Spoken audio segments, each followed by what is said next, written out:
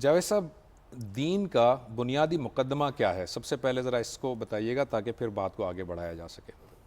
یہ دین اللہ تعالیٰ کی ہدایت کا نام ہے۔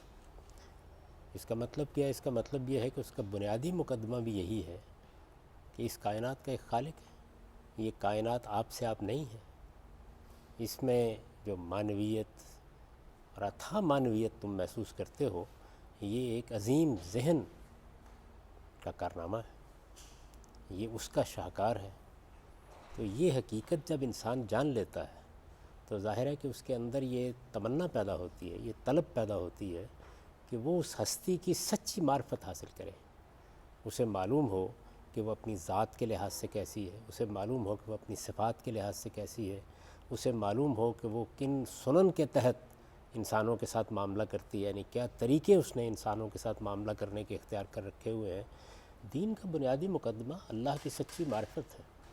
اللہ کے تمام پیغمبروں نے انسانوں کو یہ توجہ دلائی ہے کہ اس کائنات کا ایک خالق ہے، وہی اس کائنات کا مالک ہے، اس کائنات پر بادشاہی بھی اسی کی قائم ہے۔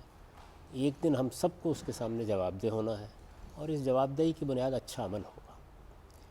تو اگر آپ غور کریں تو اللہ کی سچی معرفت ہی دین کی حقیقت ہے۔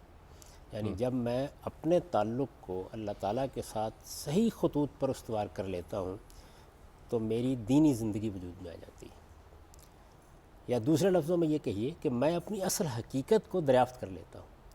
ٹھیک ہے۔ میری اصل حقیقت انسان کی حیثیت سے عبد ہونا ہے، یعنی ایک مالک کا بندہ ہونا ہے، ایک خالق کی مخلوق ہونا ہے، ایک بادشاہ کا محکوم ہونا ہے۔ یہ جو خدا کے ساتھ تعلق ہے، اس کو جب آپ سمجھ لیتے ہیں، پہچان لیتے ہیں، جس کو اصطلاح میں معرفت سے تعبیر کیا جاتا ہے، تو دین اپنی حقیقت کے لحاظ سے وجود میں آ جاتا ہے۔ ٹھیک ہے۔ اس کے بعد پھر باقی سب تفصیلات ہیں۔ ٹھیک ہے۔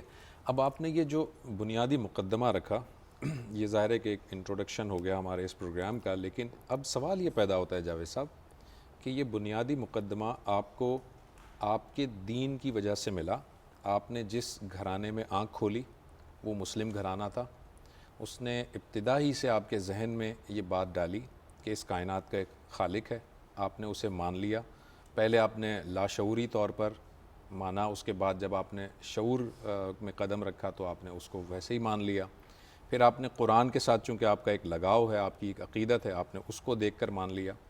ایک اور جو عیسائی گھرانے میں پیدا ہوا اس نے اس طرح سے مان لیا، کوئی ہندو گھرانے میں پیدا ہوا اس نے اپنے بھگوان کو مان لیا۔ لیکن سوال یہ پیدا ہوتا ہے کہ عقلی طور پر ان تمام عقائد کو اگر ہم تھوڑی دیر کے لیے الگ رکھ دیں، عقلی طور پر یہ کیسے ثابت کیا جائے گا کہ اس کائنات کا ایک خالق اور ایک مالک موجود ہے؟ اس سے پہلے کہ میں آپ کے سوال کا جواب دوں، یہ جو آپ نے انسان کی تحلیل کی ہے، اس پر مجھے کچھ تبصرہ کرنا ہے۔ جی۔ ہم جب شعور کی آنکھ کھولتے ہیں تو ہمارے سارے علم کی ابتدا ایسے ہی ہوتی ہے۔ یعنی مجھے جب پہلے دن سر درد ہوا تھا، اس وقت بھی میں نے اپنے والدین کے اعتمادی پر ڈسپین کھا لی تھی۔ وہی مجھے ایک ڈاکٹر کے پاس لے گئے تھے۔ مجھے اسکول بھیجا گیا تو مجھے سائنس کی تعلیم دی گئی۔ یعنی مشاہدے اور تجربے پر سب سے بڑا جو علم اپنے آپ کو مبنی سمجھتا ہے وہ سائنس کا علم ہے۔ جی۔ وہاں پر بھی کیا ہے؟ وہاں پر بھی یہی ہوا کہ مجھے کچھ چیزیں بتائی گئیں۔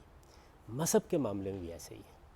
وہ جو سائنس کی آپ بات کر رہے ہیں، جو کچھ چیزیں آپ کو بتائی گئیں وہ پریکٹیکلی ثابت کی جا سکتی ہیں، ریپیٹڈلی ثابت کی جا سکتی ہیں۔ میں تو یہ عرض کر رہا ہوں کہ ہر انسان کے علم کی ابتدا ایسے ہی ہوتی ہے۔ یعنی یہ میرے علم کی ابتدا ہے۔ ٹھیک ہے۔ میرے استاد نے مجھے سائنس کے کچھ مقدمات سے متعارف کرا دیا، میرے گھر والوں نے میری تہذیبی روایت کے بارے میں میری کچھ تربیت کر دی، میرے گرد و پیش کے ماحول نے مجھے اپنے جغرافیے کے بارے میں، اپنی تاریخ کے بارے میں بہت سی معلومات دے دیں۔ اسی طریقے سے میرے والدین نے، گھر والوں نے، میرے ماحول نے مجھے یہ بتایا کہ اس کائنات کا ایک خالق ہے۔ تو میرے علم کی ابتدا تو تمام معاملات میں ایسے ہی ہوتی ہے۔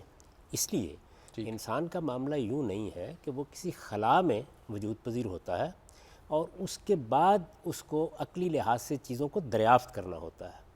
اس کے بالکل برخلاف یہ ہے کہ چیزیں اس کے سامنے موجود ہوتی ہیں۔ جتنے علوم و فنون بھی تاریخی طور پر منتقل ہوتے ہیں وہ ان سے معرفت حاصل کرتا ہے، ان علوم کو سمجھتا ہے، جانتا ہے، ان میں درک پیدا کرتا ہے۔ اس کے بعد جب وہ شعور کی عمر کو پہنچتا ہے تو اب وہ تجزیہ کرنا شروع کرتا ہے کہ مجھے جو کچھ دیا گیا ہے اس میں کتنی حقیقت ہے۔ ٹھیک ہے. اس لحاظ سے اگر آپ دیکھیں تو انسان کے علم کا معاملہ یہ نہیں ہے کہ صرف مذہب کے معاملے میں ہندو باپ نے یا ہندو ماں نے یہ بتا دیا اور میں نے قبول کر لیا، یا مسلمان ماں اور باپ نے یہ بتا دیا اور میں نے قبول کر لیا. نہیں، میں نے اپنے سارے ہی علم کی ابتدا ایسے کی تھی. بشمول سائنٹیفک علم، تمام علم، تمام علم. یعنی کوئی چیز ایسی نہیں مجھے ایسے ہی دیا گیا. ٹھیک ہے. یعنی میں نے آپ سے عرض کیا کہ سب سے بڑی چیز تو انسان کی صحت ہے، اس میں بھی ابتدا یہاں سے ہوتی ہے. ٹھیک ہے. اس کے بعد وہ مرحلہ آتا ہے جب کچھ سوالات پیدا ہوتے ہیں. تو اصل میں علم کا راستہ، یہ جن فلسفیوں نے کہا ہے بالکل درست کہا ہے دور حاضر میں بھی، کہ وہ صحیح تنقید سے پیدا ہوتا ہے. یعنی جو آپ کو میسر ہے آپ اس کو کویسچن کرتے ہیں. ٹھیک ہے. آپ یہ دیکھتے ہیں کہ یہ میں کیا مان رہا ہوں، یہ کیا چیزیں میں دیکھ رہا ہوں. تو یہی صورتحال مذہب میں بھی ہوتی ہے. یعنی ہمیں بعض عقائد بتا دیے جاتے ہیں، اللہ تعالیٰ ہے، اس کے فرشتے ہیں، اس نے کتابیں نازل کی تھیں، یہ فلاں فلاں کتابیں اللہ کی کتابیں ہیں، اس نے پیغمبر بھیجے تھے، یہ باتیں بتا دی جاتی ہیں. اس کے لیے ہمارے ہاں کچھ اور نام ہیں، ہندوؤں کے ہاں کچھ اور نام ہوں گے، مسیحیوں کے ہاں کچھ اور نام ہوں گے. ٹھیک ہے. یعنی الفاظ سے کوئی فرق نہیں پڑتا. ٹھیک ہے. حقیقت کے اعتبار سے یہی بنیادی چیزیں جو بتا دی جاتی ہیں. اس کے بعد میں نے آپ سے عرض کیا کہ پھر ہم غور و خوض شروع کرتے ہیں. اب یہ دیکھنا چاہیے کہ ہمارے غور و خوض کی بنیادیں کیا ہوتی ہیں. جی ٹھیک ہے. دیکھیے کبھی ایسا ہوتا ہے کہ ہمیں ایک چیز بتائی گئی لیکن تجربہ اور مشاہدہ اس کو چیلنج کر دیتا ہے. یعنی میری اس بات کو پہلے ذہن نشین کر لیجئے کہ ہم موجود علم کو کویسچن کرتے ہیں، اس کا غلط یا صحیح ہونا یہاں سے واضح ہونا شروع ہوتا ہے. دیکارت نے یہ کہا تھا کہ ہم کہتے ہیں کہ ہمیں فلاں چیز میں شک ہو گیا ہے. تو اس کا مطلب فلاں چیز پہلے موجود تھی علم کی صورت میں، اس پہ شک. ٹھیک ہے. یہ ہو نہیں سکتا اس کے سوا. ٹھیک ہے. اچھا، لیکن میں یہ آپ سے عرض کرتا ہوں کہ یوں بھی نہیں ہے کہ ہم ایک دن اپنے ذہن کو بالکل خالی کر لیتے ہیں اور ہم تشکیک کی ایک فضا میں چلے جاتے ہیں اور وہاں سے شروع کرتے ہیں. نہیں، ہوتا یہ ہے کہ ایک ایک کر کے سائنس کے بتائے ہوئے حقائق بھی، مذہب کے بتائے ہوئے حقائق بھی، فلسفے کے بتائے ہوئے حقائق بھی، تاریخ کے بتائے ہوئے حقائق بھی، یہ زیر بحث آنا شروع ہوتے ہیں. ہمارے ذہن میں یا ہمارا تجربہ اور مشاہدہ کوئی سوال پیدا کر دیتا ہے، یا عقلی استنباط کوئی سوال پیدا کر دیتا ہے. ٹھیک ہے. یا ہماری معلومات میں تبدیلی آ جاتی ہے. میں نے بچپن میں ایک تاریخ کی کتاب پڑھی، لیکن جب میں بڑی عمر کو پہنچا، شعور کی عمر کو پہنچا، تو مجھے تاریخ کی اعلیٰ درجے کی کتابیں پڑھنے کا اتفاق ہوا. تو معلوم ہوا کہ ہمارے ہاں جو عام طور پر رائج تاریخی کتابیں ہیں ان میں بہت سی غلطیاں ہیں. تو اس طرح انسان آہستہ آہستہ اپنے اندر تنقید کی صلاحیت پیدا کرتا چلا جاتا ہے. وہ لوگ جو یہ صلاحیت نہیں پیدا کرتے، وہ جو کچھ ان کو دے دیا جاتا ہے اسی کے ساتھ زندگی بسر کرتے، اور بعض اوقات بڑے فخر کے ساتھ یہ کہتے ہیں کہ ہمارا ذہن تو جو کچھ ہمیں دیا گیا تو اس پر متحجر ہو کر رہ گیا، فوسلائزڈ ہو کے رہ گیا. لیکن ایک زندہ انسان تو ایسے ہی کرے گا، اس کو کویسچن کرے گا. تو اب سوال یہ پیدا ہوتا ہے کہ خدا کے تصور کا معاملہ پوری انسانیت کے لیے کیا ہے. یعنی کیا یوں ہے کہ ایک خلا کا زمانہ تھا جس میں ایسا کوئی تصور موجود نہیں تھا، اس میں ہم نے بیٹھ کر غور و خوض کرنا شروع کیا، اس کے بعد خدا کا تصور پیدا ہو گیا.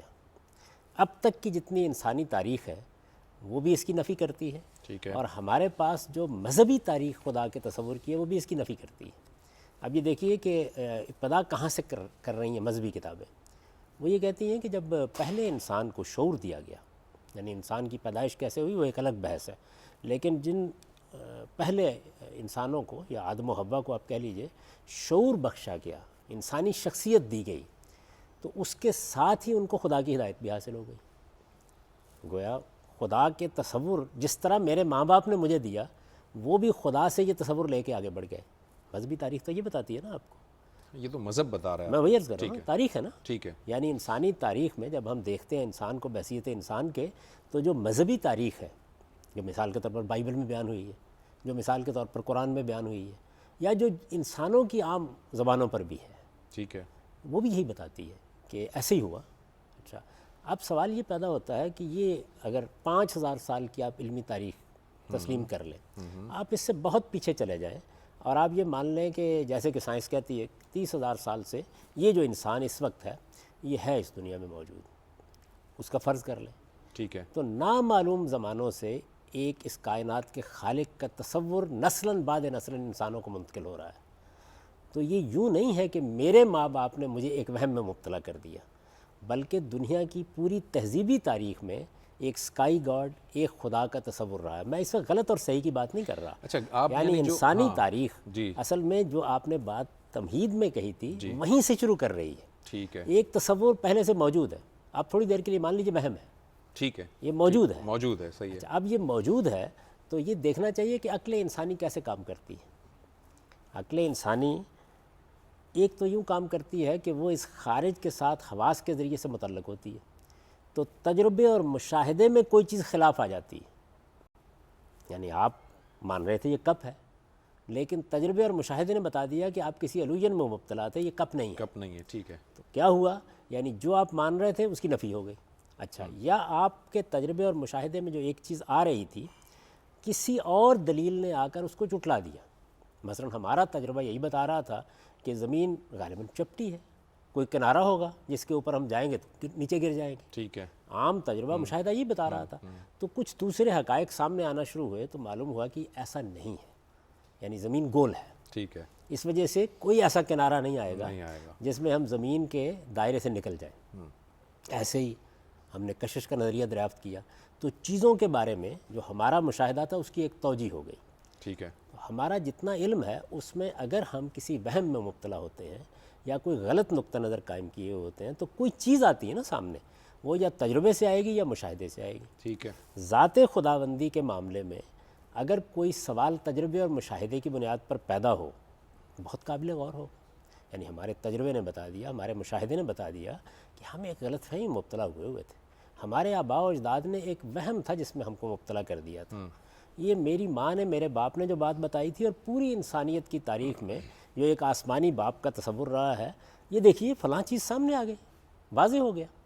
ایسے ہی ہوتا ہے نا، یعنی آپ ایک چیز کو مان رہے ہوتے ہیں، ایک دوائی کی تاثیر پر آپ کا ایمان ہوتا ہے، سائنسدان تجزیہ کر کے بتا دیتے ہیں دیکھیے اس سے یہ نقصان ہو رہا ہے۔ ٹھیک ہے، جاوید صاحب میں یہ عرض کرنے کی کوشش کر رہا ہوں کہ ہمارا سارا علم چیلنج ہوتا ہے ہمیشہ، یعنی انسانی علم کی نوعیت یہ نہیں کہ وہ خلا سے پیدا ہوتا ہے بلکہ وہ چیلنج ہوتا ہے۔ ٹھیک تو ہے، چیلنج کیا چیز کرے گی؟ یا تجربہ اور مشاہدہ چیلنج کرے گا یا عقلی انفرنس سسٹم بعد چیلنج کرے گا۔ ٹھیک ہے، بالکل صحیح ہے، عقل کیسے کام کرتی ہے؟ یعنی وہ اصل موجود ہو تو فرع تلاش کر لیتی ہے، فرع موجود ہو تو اصل تلاش کر لیتی ہے، ٹھیک ہے، فرع سے کسی دوسری فرع کو ڈرائیو کر لیتی ہے۔ عقلی استدلال میں انفرنس ہوتا ہے۔